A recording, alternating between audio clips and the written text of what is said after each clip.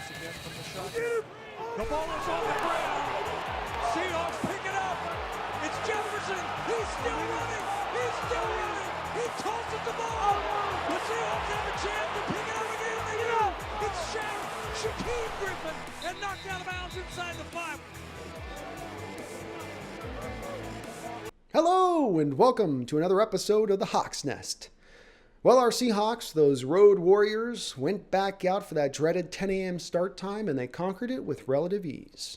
But perhaps even more impressive, they remain undefeated on the road this season, which I do believe is a franchise record.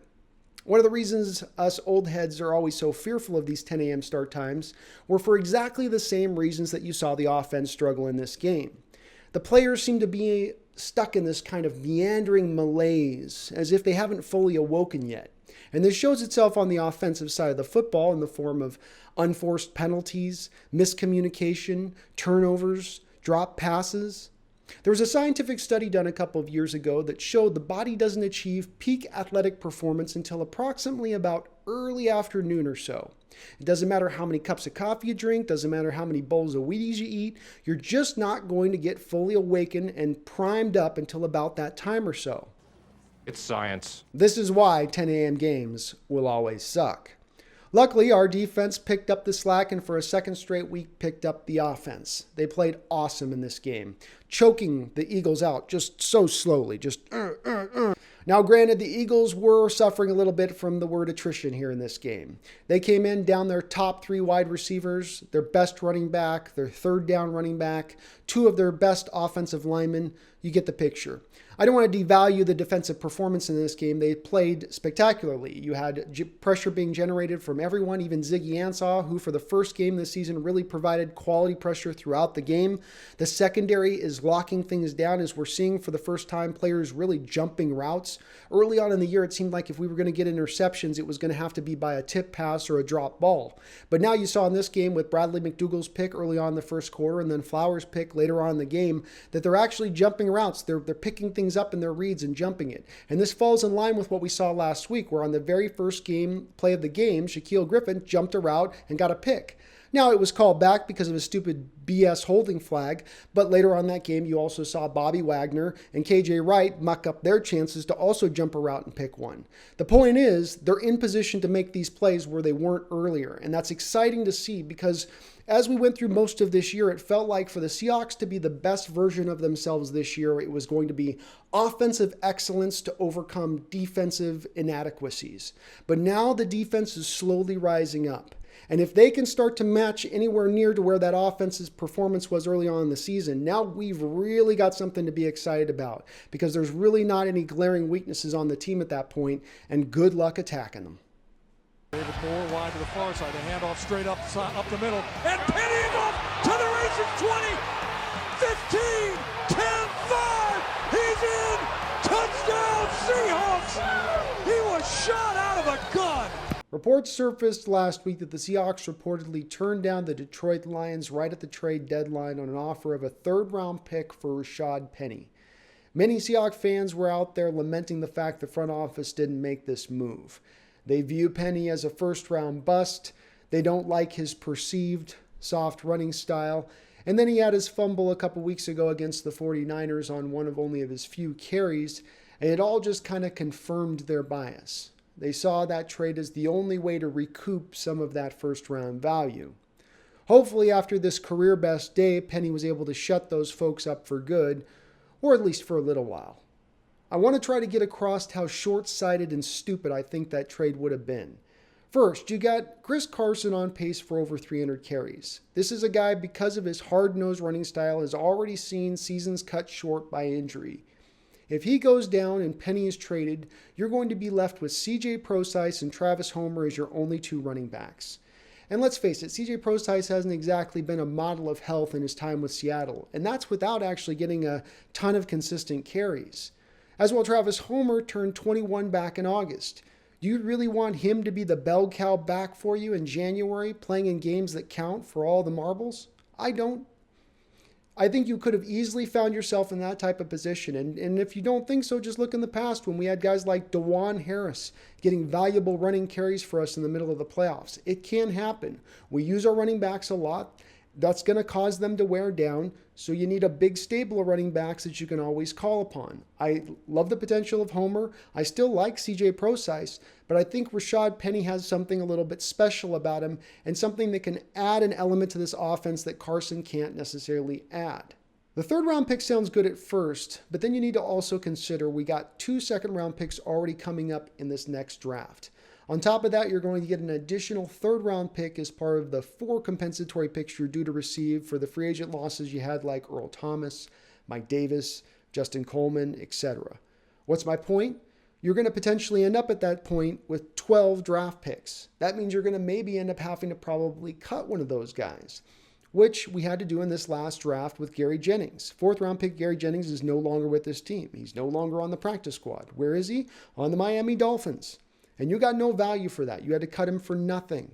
Granted, that's a 4th-round pick and not a 3rd-round pick, but it can easily happen to the 3rd-rounders as well, as we saw with Amaro Darboh or Chris Harper. Granted, these weren't great players, but part of the reason that you had to cut him at the time was because of the growing depth on the team. And I'd like to see the Seahawks try to avoid that in the future as they've rebuilt this thing up from the ground up. We've got good players in great positions. We just need to start pushing up the quality at certain spots. So I'm happy to see them hold on to Penny. I think he still has a world of potential on this team and what he can accomplish this year. I don't see him as a potential top back in the league, but he's certainly a guy who's the perfect change of pace to Chris Carson. Now, if only the coaching staff will learn to get him on the edges. They seem determined right now to try to put Carson on the edges and hammer Penny up the middle. I'd love to see the opposite. Carson up the middle, Penny on the edges. But you can't argue with the results. Career best day. Great job, Rashaad.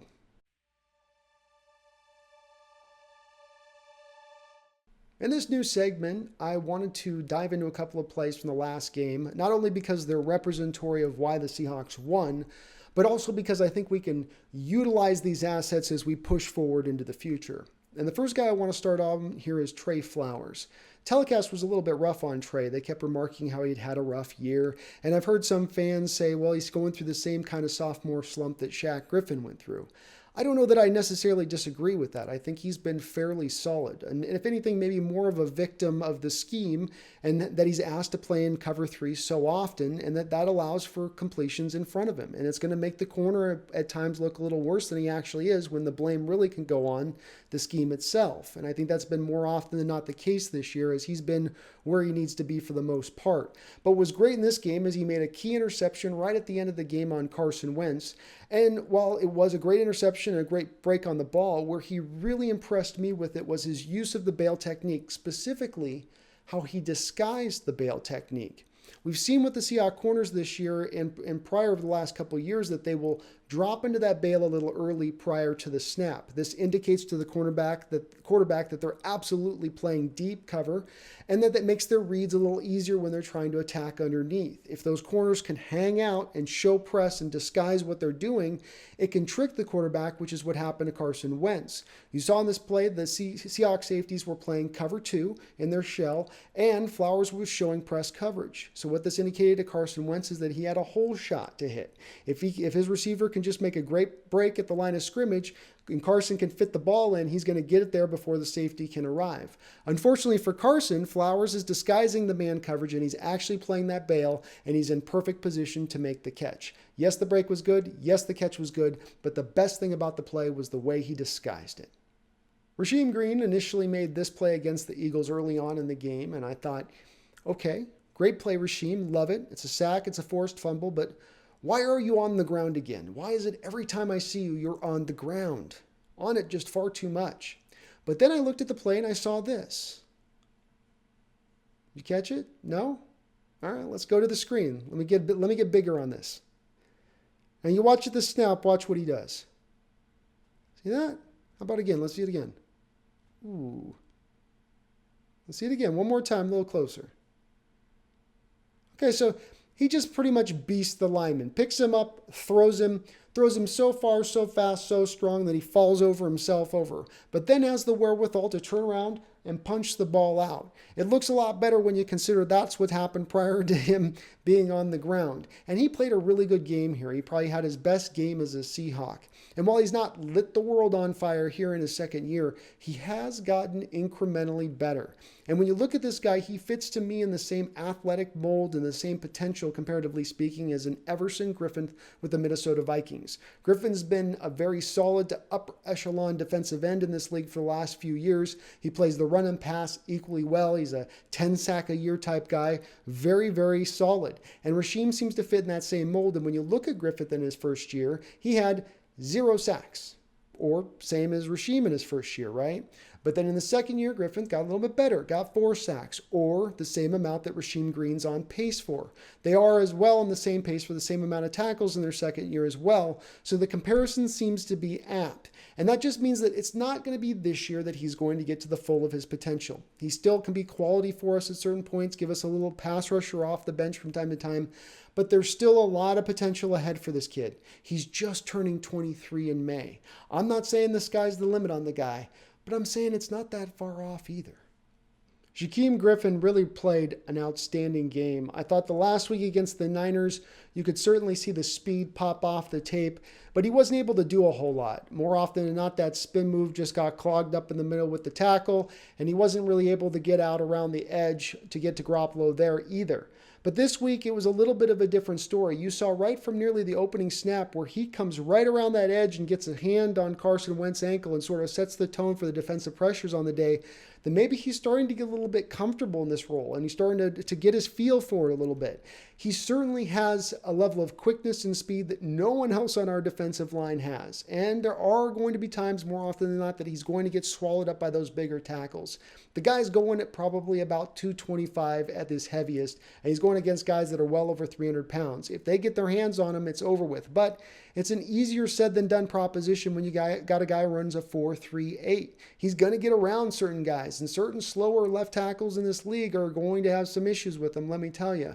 The one awesome play as well you saw here was the forced fumble caused, and it was as much about that speed as anything else. The play starts, and what it is supposed to be a draw-off shotgun. And what this play really does is a lot of what you do in a screen game, where you'll let the defensive lineman somewhat get upfield. What the hope here is that the offensive lineman is catching pass rushers who are trying to rush the quarterback, not stop the run, and they'll run right past things, and that will allow the running back to run right upfield with a wall of blockers in front of him at that point. But what happens instead is Griffin gets there so fast on the play and he blows things up so quickly that neither the quarterback, neither the tackle or the running back anticipates him being there that fast. And he just causes havoc in that respect. It's fun to watch him out there, and it's 15 to 20 snaps a game. You can't have him in there potentially for if a team's going to try to run the ball, because they will run all over him at that point. But that doesn't mean that you don't have a place for him out on the field. And if he gets more and more comfortable in this role, and Ziggy Ansah continues to come along, and Rasheem Green continues to develop, and we get Clowney back, and we get Reed back from injury, woo, look out. I'm going to say the cliched casual fan thing that is always said by them, which is, why don't we run more trick plays? I know it's very cliched, but it seems like every time Pete Carroll in this whole era has run a trick play, it always works. You got the Golden Tate pass to Sidney Rice. You got the Marshawn Lynch pass back to Russell Wilson against the Atlanta Falcons for a touchdown. I think Russell Wilson at one point caught a touchdown at CenturyLink.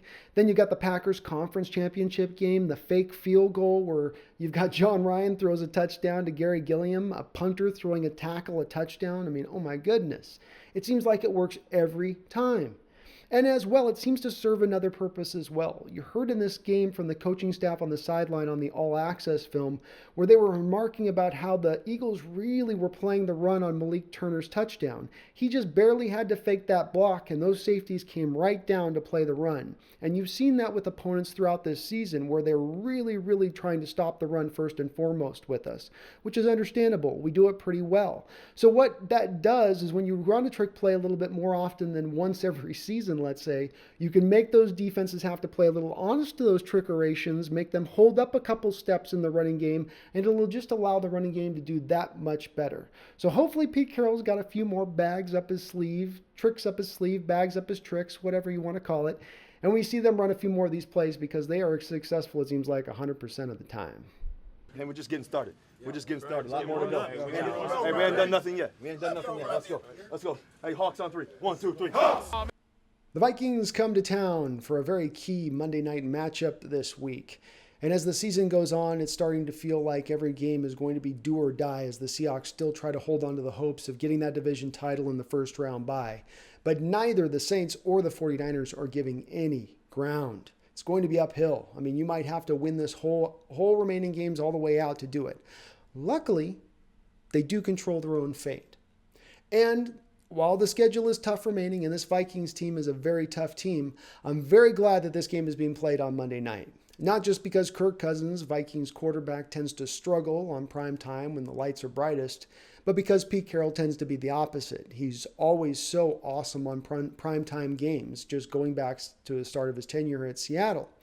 And I think this game is going to come down to two things specifically. First, can the Seahawks defense stop the running game? Dalvin Cook is a phenomenal back. He's right there behind Christian McCaffrey as one of the best backs in the league this year. Their run blocking has gotten much better over just the course of one season. They're opening holes on seemingly anybody, and they're committed to it, a lot like the Seahawks are. They don't leave that identity this season. They stick with it, which had been a problem from them in the past when they had the other offensive coordinator there last season who got fired after our game, I believe. So that will be the first part. Can the Seattle Seahawks stop the run? Because if they stop the run, then you get Kirk Cousins passing on prime time, and I think you get a couple of interceptions at that point, a couple of miscues. Things get very tight for him on the road. On the other side of the football, with the Minnesota Vikings getting back Linval Joseph, I would see them stopping us in the run. They're pretty much a top 5 run-stopping team on it as a defense. Everybody's very good along that line. So I'd expect this to come down to Russell needing to throw the ball. Luckily, if the Vikings defense does have an Achilles heel, it is their secondary right now and their penchant for giving up yardage in that secondary.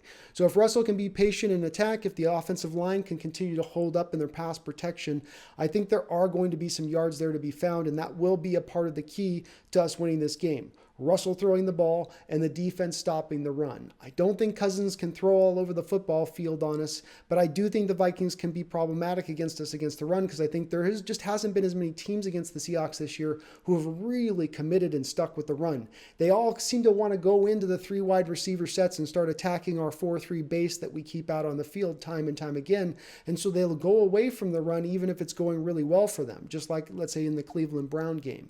So it'll be an interesting matchup, an interesting chess game to watch. Hopefully the Seahawks can pull off another game. Man, they seem to be coming together as a team really well, and there's no part of this team that isn't absolutely fun to watch. Thank you as always to everyone out there for watching, subscribing, liking. You know I appreciate it from the bottom of my heart. And have a happy Thanksgiving. But don't forget, while you're chewing on your turkey, while you're knee deep in mashed potatoes, while you're on your 3rd slice of pumpkin pie, don't you forget. Go Hawks.